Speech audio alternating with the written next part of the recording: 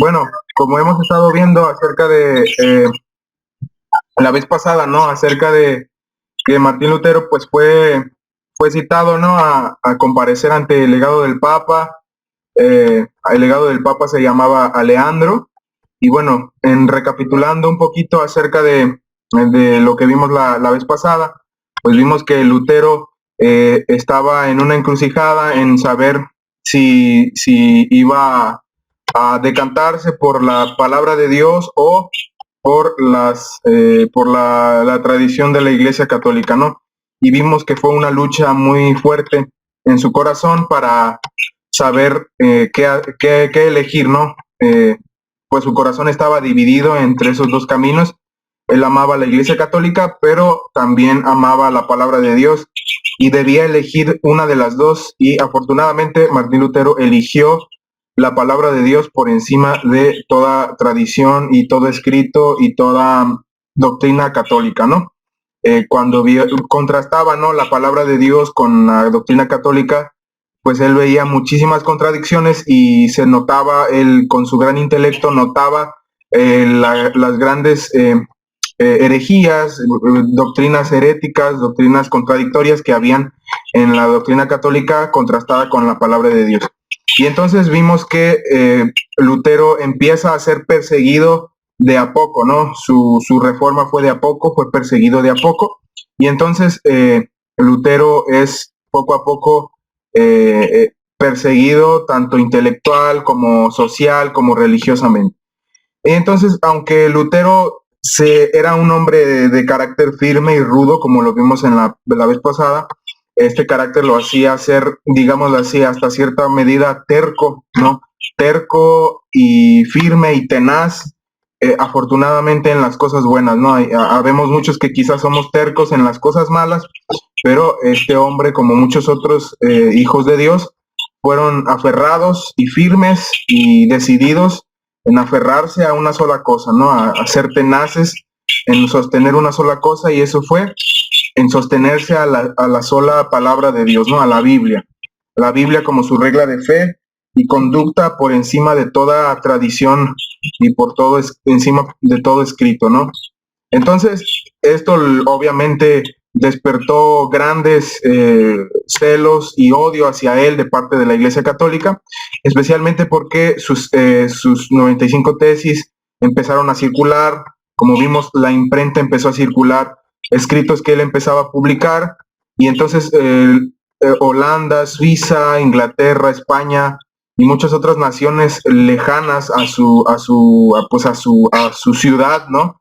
A su pequeña ciudad ahí en Wittenberg, el profesor, el doctor en teología Martín Lutero y sus libros que escribía, pues empezaban a circular por toda la cristiandad de Europa, por medio de la imprenta, de los colportores y por medio pues sí, de la página impresa, ¿no? Recordemos el contexto, ¿no? Allí en esa época, pues, el hecho de que Lutero hiciera esto, pues era tremendo. O sea, nadie hacía lo que estaba haciendo Lutero, ¿no? O por lo menos pocas personas en el mundo, en Europa, hacían lo que estaba haciendo Lutero, que era protestar contra la Iglesia Católica citando a la sola escritura, ¿no? Citando a la Biblia. Y entonces él contrastaba, ¿no?, lo que decía la Biblia con lo que hacía la Iglesia Católica y con lo que predicaba. Y evidentemente la gente, cuando veía en su idioma original, en su idioma natal, versículos de la Biblia o pasajes de la Biblia escritos por Lutero en su idioma natal, pues evidentemente Lutero no solo les estaba dando sus ideas, Lutero no solo estaba escribiendo sus propias ideas, Lutero estaba citando la Biblia, Lutero estaba traduciendo la Biblia, Lutero le estaba dando la Biblia al pueblo, y el pueblo por primera vez, o por como pocas veces había sucedido, estaba pudiendo leer la Biblia por primera vez en su propio lenguaje, en su propio idioma, y entonces era así mucho más fácil y sencillo que se vieran los errores de Roma, se vieran sus herejías y se vieran su espíritu maligno que lo dominaba a ella y a sus doctrinas, ¿no? Y entonces la gente estaba empezando a ver las los errores de Roma y cómo la palabra de Dios condenaba los errores de Roma, las contradicciones que había. Y entonces, evidentemente, esto hacía que la gente, pues, despertara, no decir curiosidad, es decir poca cosa, es decir, era una locura, vaya, sus escritos se producían en masa, se distribuían rápidamente, y en un año la Iglesia Católica estaba perdiendo rápidamente miles y miles de fieles que se estaban pasando al lado de la Reforma Protestante, que Martín Lutero estaba promoviendo a través de sus escritos, al traducir la Biblia y al exponer o al hacer comentarios bíblicos, ¿no? Con su propia pluma, sus propias ideas de lo que decía la Biblia y los errores que Roma tenía, ¿no? Entonces, Lutero, pues, no quería derribar la Iglesia Católica. Lutero no quería matar la Iglesia Católica. Lutero no quería deshacer la Iglesia Católica. Lutero quería reformarla. Lutero quería ayudarla. Lutero quería mejorarla. Ese era su propósito. No era ni condenarla, no era ni deshacerla, ni perjudicarla. Al contrario, él amaba a la Iglesia Católica y él quería que las cosas se hicieran mejor. Pero evidentemente esto fue cambiando rápidamente, ¿no? Cuando el Papa leyó o llegaron a Roma los escritos de Lutero, pues el Papa rápidamente, sin pensarlo, sin examinarlo, sin ningún juicio previo, investigativo, nada. O sea, simplemente cuando el Papa y los altos dignatarios de la Iglesia Católica vieron que sus escritos estaban siendo, que estaban atacando y minando la misma fe y las mismas bases de la doctrina católica, sin dudarlo, sin pensarlo, sin tanto rodeo, digámoslo así, rápidamente condenaron a Lutero. Dijeron, ¿saben qué? No necesitamos leer las ideas de Lutero para saber que es un hereje y que merece ser condenado a muerte. Es decir, en menos de unos cuantos días, semanas, meses, no lo sé, no recuerdo, la verdad, pero fue muy rápido, ¿verdad? Fue demasiado rápido. En unos cuantos días despacharon el caso de Lutero, es decir, no actuaron con justicia, con equidad, con juicio, no actuaron con sensatez y prudencia, simplemente dijeron, atacan nuestra fe, atacan nuestras doctrinas, está cuestionando lo que estamos diciendo, se está rebelando contra lo que nosotros dictamos, pues entonces condenémoslo, ¿no? Es decir, eso es una de los fundamentos doctrinales de las sectas. Es decir, a muchos, a la Iglesia Adventista, ¿no? Trayéndolo a colación, condenan de secta a nuestra iglesia, ¿no? La Iglesia Adventista nos llaman sectarios, nos llaman la secta de los adventistas, ¿no? Pero una de las características de una secta es que no hay libertad de opinión, de prensa, ni libertad de expresión, ¿no? O sea, no hay, ¿cómo decirlo? No hay, por ejemplo, nosotros en la escuela sabática podemos levantar la mano y dar nuestra opinión, e inclusive dudar de lo que se hace en la iglesia, de lo que se predica y de lo que se cree en la iglesia, sin necesidad de que se nos excomulgue, que se nos declare herejes inmediatamente, ¿no? Siempre y cuando no sea con una buena intención, ¿no? Con la intención verdadera de saber, de saber más, ¿no? De que tengo dudas y quiero aclararlas y poner en tela de juicio lo que se hace, ¿no? Y ya los hermanos de mayor fe, el pastor o los dirigentes de la iglesia, pues me ayudan a entenderlo, ¿no? Y entonces así es como se trata a la persona, con juicio, con justicia, con paciencia. Pero la iglesia romana, en cuanto supo que Lutero estaba cuestionando lo que ella enseñaba, inmediatamente lo condenó. Lo condenó y le enviaron una carta diciéndole, ¿sabes qué? Retráctate o te vamos a condenar. y entonces Lutero dijo, se decepcionó, evidentemente se decepcionó de que el Papa actuara así, ¿no? O sea, él amaba al Papa, reverenciaba al Papa, y que su primer contacto con el Papa personal fuera una condena, o sea, una condena, vaya, directa al grano, sin primero hablar con él, sin primero investigar sus ideas, sin primero comparecer ante un juicio, nada, así es simple, a distancia, ¿no? A distancia y por rumores, pues te condeno y ya está. Lutero evidentemente creía en lo que él decía, es decir, él creía que lo que estaba diciendo y lo que estaba escribiendo era era algo bueno, era algo que beneficiaba a la iglesia, no algo que la perjudicara. Y que el Papa actuara de esa forma, pues lo desilusionó y lo decepcionó. Así fue como poco a poco el amor hacia la Iglesia Católica se iba desvaneciendo en su corazón.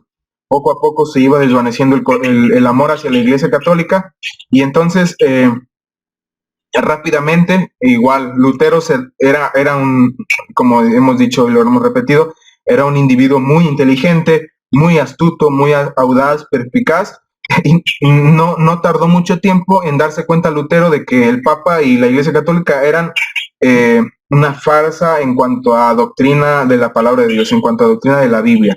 En cuanto a la verdad se refiere, eran pues literal una farsa, es decir, no actuaban, o sea, sus principios, sus ideas y sus actos no eran ejecutados por amor a la verdad ni a la justicia, ni por amor a Dios, sino por amor al dinero, por amor a la comodidad, por amor al lujo, por amor al mundo, por amor al pecado. Esos eran los móviles del Papa y de la Iglesia Católica, ¿no? Cuando Lutero creía que la Iglesia Católica era la verdadera Iglesia de Cristo, el Cristo que enseña la humildad, la mansedumbre, el amor, la pureza, la justicia y la santidad. Lutero creía que la Iglesia Católica era la iglesia de ese Cristo, pero rápidamente se dio cuenta de que la iglesia católica no era esa iglesia de Cristo, no cumplía las características que Cristo tiene, que Cristo enseñaba, sino era una iglesia corrupta y sin disposición a cambiar. Es decir, está bien, la iglesia católica pudo haber tenido muchos pecados y errores, pero si hubiese escuchado la amonestación que Dios enviaba a través de Lutero, a través de otros reformadores como Juan Wycliffe o Juan Hus u otros, si la iglesia hubiese escuchado estos reproches y reprensiones enviados por Dios y hubiese tenido la disposición de cambiar y arrepentirse, bueno, podríamos plantearnos de que la Iglesia Católica todavía tiene esperanzas o tenía esperanzas de salvarse, pero la Iglesia Católica no tenía ni la intención, ni los deseos, ni las ganas siquiera de escuchar a alguien que cuestionara sus doctrinas. Es decir, no tenía ni deseos ni ganas de cambiar, pasara lo que pasara. Es decir, no quería cambiar y así se iba a quedar, así iba a permanecer la Iglesia Católica como siempre, y así ha permanecido, y la Iglesia Católica no ha querido cambiar, y la profecía de la Biblia dice que nunca querrá cambiar sus ideas, sus doctrinas y su filosofía, su teología. Su teología es igualmente herética como lo era en tiempos de la Reforma, en tiempos de la Edad Media. ¿Cuál es la diferencia? Que la Iglesia Católica hoy por hoy no tiene el poder civil el poder civil y militar y político que tenía en la Edad Media. Si lo tuviese hoy, aplicaría también la violencia y la persecución para imponer sus dogmas, ¿no? Para imponer sus dogmas religiosos y perseguir a aquellos que no se sometan a sus dictados, ¿no? A lo que ella dice. Y es lo que la profecía bíblica indica con respecto a la marca de la bestia y la cuestión del día de domingo como día del Señor como día del Señor para la Iglesia Católica, que se impondrá por la fuerza en un futuro, ¿no? La futura marca de la bestia, que hoy por hoy no existe, pero existirá en un futuro cercano. Entonces se aplicará lo mismo que se aplicó en la Edad Media y se sufrirá lo mismo que Lutero sufrió, ¿no? Persecución religiosa a muerte. Cuando la Iglesia Católica recupere el poder civil, político y militar que tenía en la Edad Media, claro, esto hablando en tiempos angustiosos, ¿no? En el tiempo del fin. Pero bueno, volviendo a Lutero, Lutero mismo es citado, ¿no? A Worms, la ciudad de Worms. La noticia de que Lutero va a ir a Worms llena la ciudad de alboroto, o sea, se hace un caos. Lutero es famosísimo, todo mundo quiere conocer a Lutero. Lutero es la estrella del momento, Lutero es el héroe del momento. Multitudes se están a favor de Lutero porque saben y conocen los pecados y los errores de la Iglesia Católica y quieren ver un cambio, y Lutero está a favor del cambio y por lo tanto las masas siguen a Lutero y apoyan a Lutero, y entonces Lutero va con un temple, con un aplomo, con una fe, con una valentía que pocas veces se ven en algún individuo en la historia de la Iglesia, ¿no? Solo los mártires tienen ese temple, esa fe, esa sabiduría, ese conocimiento de la Biblia y ese aplomo y esa fuerza de voluntad y valentía para afrontar una persecución tan violenta como la que se estaba desatando sobre Lutero, ¿no? El legado del Papa Leandro es el más, el legado es el representante, es decir, el Papa no iba a asistir a esa asamblea en Worms.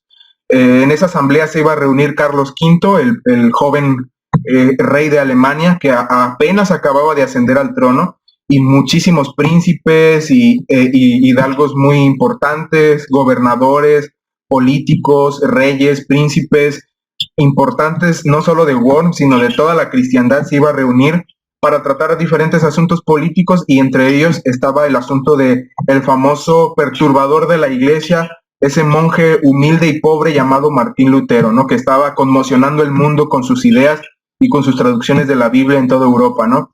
Y entonces eso es lo que llamaba la atención de toda la asamblea y de toda la ciudad y de toda Europa. O sea, Lutero estaba en el ojo del huracán, ¿no? Lutero estaba en el ojo de la gran controversia, ¿no?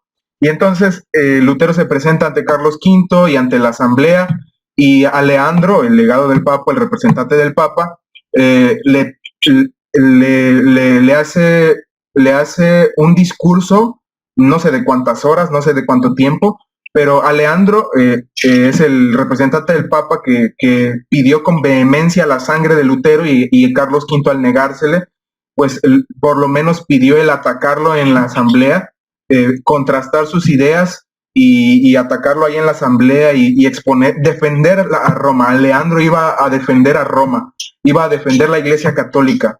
Y entonces el más hábil orador, el más elocuente sacerdote católico, el más sabio de los doctores católicos, iba a enfrentarse al doctor Martín Lutero, ¿no? Eran pesos pesados, ¿no? Era peso contra peso, ¿no? Era el más inteligente de la Iglesia Católica contra el más inteligente de la Reforma Protestante, en un mano a mano, ¿no? En un debate ahí en la asamblea de Worms, y todos los príncipes y el rey mismo iban a escuchar el debate, ¿no? Iban a escuchar las dos partes e iban a decidir el caso de Lutero.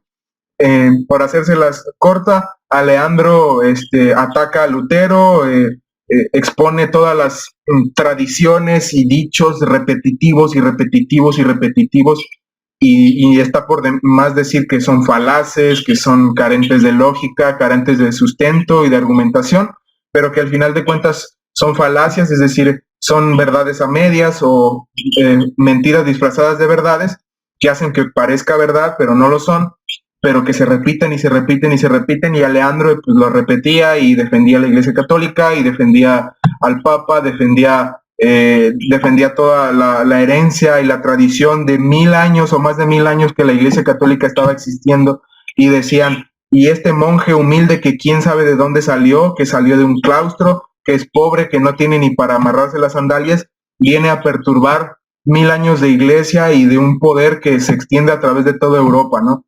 Lutero evidentemente decía, yo no soy el que perturbo a la Iglesia Católica, yo no soy nadie, como tú lo dices, yo no soy nadie, yo vengo aquí en nombre de Cristo y en nombre de la palabra de Cristo, y expongo solo lo que dice la palabra de Cristo. Y si hago algo que hace temblar a la Iglesia Católica, no lo hago yo, sino lo hace el poder de Dios a través de mí, un instrumento tan miserable y tan humilde y de tan poco valor como yo. Entonces Lutero, pues obviamente siempre exaltaba a Cristo y a Dios por encima de sí mismo, ¿no? Y él creía que su causa era una causa divinamente encomendada a él. Entonces está por demás decir que Lutero a ese punto ya había decidido separarse de la Iglesia Católica por completo. No estaba seguro antes, pero esta vez sí estaba seguro y se separa por completo de la Iglesia Católica. Y entonces ahora ya con una valentía intrépida ataca a la Iglesia Católica con todo, es decir, ya no se guarda nada, no se guarda nada en el repertorio, sino que tira con todo, tira a matar, ¿no? Tira a la cabeza y empieza estoy hablando en sentido figurado, ¿no? Empieza a decir que la Iglesia Católica, pues obviamente es los símbolos representados en el Apocalipsis, como la gran ramera, como la bestia que está sentada sobre el mar, que es que el Papa es el anticristo y que su silla es la de Satanás, etcétera, ¿no? Es decir, el debate es tenaz y violento hasta cierto punto, pero Lutero se mantiene con un espíritu sereno, firme y bondadoso. En cambio, Aleandro se comporta como un individuo lleno de ira, enojo y como alguien que está sediento de la sangre de alguien, ¿no? Como alguien que está lleno de amargura y odio, ¿no? Y Lutero, en cambio, reflejaba paz, tranquilidad, serenidad, y sus argumentos eran totalmente bíblicos, ¿no? Totalmente pacíficos, ¿no? Pero que al final de cuentas decían la verdad y la verdad era punzante, ¿no? Primero habló en alemán y después habló en latín, ya cansado repitió el discurso y toda la asamblea pues se llenó de asombro al ver a este pues humilde monje alemán comportarse con tantísima valentía y con tantísimo aplomo y siendo dueño de sí mismo y pues evidentemente toda la asamblea se dio cuenta de que Lutero no estaba solo, que Dios estaba ahí en esa asamblea, que Dios estaba ahí con ese humilde monje defendiendo lo que dice la Biblia, defendiendo la verdad contra la iglesia, producto de la sabiduría humana, con producto de toda la mentira satánica y toda la astucia que el diablo puede hacer para disfrazar la religión, disfrazar la maldad, el vicio y la maldad, disfrazarla de piedad, disfrazarla de religión, disfrazarla de pureza, ¿no? Como es la Iglesia Católica, es decir, es como el fariseísmo, ¿no? Son sepulcros blanqueados, son por fuera externamente hermosos y en apariencia majestuosos, pero por dentro pues está lleno de todo tipo de pecados y maldades, ¿no? Y Lutero combatía esto, quería hacer una reforma, pero al final no solamente quiso hacer una reforma, sino totalmente derribar a la Iglesia Católica, ¿no? Cuando sucede esto, pues el elector de Sajonia, Federico, que es el gobernador político de la ciudad donde vivía Lutero, él es el que lo protege, él es el que le salva la vida, él es el que es el medio que Dios usa para que Lutero no muera a manos de Roma, ¿no? Quemado en la hoguera, ¿no?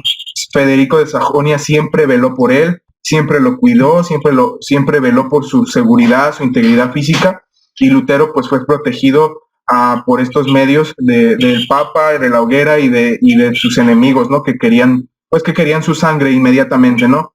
Entonces, Lutero cuando termina, está en la famosa frase, ¿no? Cuando le dicen, ¿te retractas o no te retractas de lo que dices, ¿no? Y pues Lutero, con el temple pues de un mártir, dice, estoy dispuesto a morir por lo que creo. Y no es bueno ir contra la conciencia ni contra lo que dice pues la palabra de Dios, ¿no? Así que no puedo ni quiero retractarme, ¿no? Así que pues que Dios me ayuda. Y Lutero no se retracta y entonces Carlos V se asombra y toda la asamblea se asombra y se convencen de que Lutero pues está en la verdad y que Aleandro que es el representante del Papa, pues y toda la Iglesia Católica pues están en el error. Es evidente el contraste entre ambos, ¿no? Pero aún así, tanto Carlos V como muchos príncipes se niegan a obedecer la luz, la rechazan totalmente, rechazan el mensaje de Dios y se deciden por la Iglesia Católica, ¿no? Al decidirse por la Iglesia Católica, le dicen a Lutero que está condenado y que se va a respetar su salvoconducto, que es un documento legal que le dieron para que Lutero no fuese asesinado en esa asamblea, ¿no? Que ganas no le faltaron a muchísimos dignatarios de la Iglesia Católica de traicionar ese documento legal y agarrarlo ahí mismo y quemarlo ahí mismo, ¿no? Ahí hacer una hoguera para él, ¿no? Para que se calentara tantito y para que se muriera, ¿no? Pero Carlos V no quiso, ¿cómo se dice? Traicionar su palabra de honor que le había dado a Lutero y al político que les menciono que protegió a Lutero, Federico, y entonces le permiten llegar a su casa y entonces Carlos V dijo que cuando llegara a su casa se iba a acabar el permiso del salvoconducto y entonces ahí sí iba a enviar gente para que lo matara, ¿no? Iba a enviar gente para que pues dejara de perturbar a la iglesia, es decir, lo iba a asesinar y que se cuidara y que huyera porque pues lo iba a buscar, ¿no? Lutero cuando sale de la asamblea pues es un héroe, Lutero es el héroe de la noche y del año y del siglo, ¿no? Cabe mencionar que Lutero antes de mencionar su retractación final, que duró 2 días, ¿no? 2 días la asamblea, pues Lutero se apostra de rodillas y con llanto y con gran miedo no por su vida, sino por miedo a que él representara mal la verdad, pues le pide a Dios sabiduría para testificar a favor de la verdad. Y pues es cuando Lutero dice su discurso y finalmente dice, no puedo ni quiero retractarme, ¿no? Y entonces Lutero sale de Worms a caballo, ¿no? Lo salen cabalgando con su carruaje y con su gente, y entonces a medio camino Federico de Sajonia manda otro carruaje para secuestrarlo, interceptarlo, y antes de que llegara a su casa, Lutero es secuestrado por él. Lutero no sabía nada de esto, pero cuando lo secuestran, Federico lo lleva a un lugar desconocido, y allí en un palacio, en un castillo antiguo de esos de Edad Media, allí lo resguarda hasta que las cosas se calmen, ¿no? Hasta que las cosas se aplaquen, hasta que las cosas se enfríen. Y entonces Martín Lutero allí se queda, si no mal recuerdo, alrededor de un año en ese castillo escondido, ¿no? Allí Federico se encarga de él, de su manutención, de todo, y ahí Lutero se encarga de gran trabajo intelectual, ¿no? Él se dedica a escribir y escribir y escribir, a traducir la Biblia, a traducir de la Biblia del latín al alemán, a mandarla al pueblo, y entonces sus escritos seguían, o sea, Lutero ya no estaba presente en cuerpo, pero seguía escribiendo y traduciendo, y Lutero siempre seguía trabajando por la reforma, ¿no?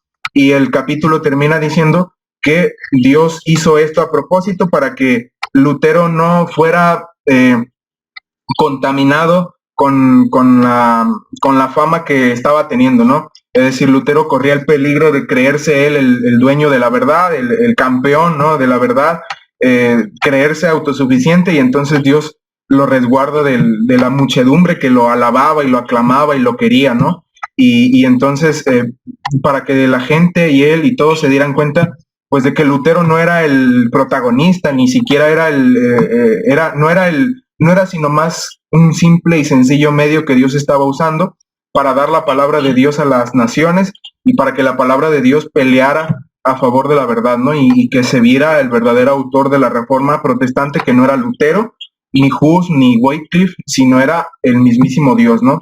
Contra contra la iglesia, que es producto, como ya hemos dicho, de la sabiduría humana y de los sofismas, pues, del enemigo de Dios, ¿no? Y entonces eso es un resumen de lo que trata, ¿no? El capítulo Un campeón de la verdad. No sé si tengan dudas, preguntas o comentarios.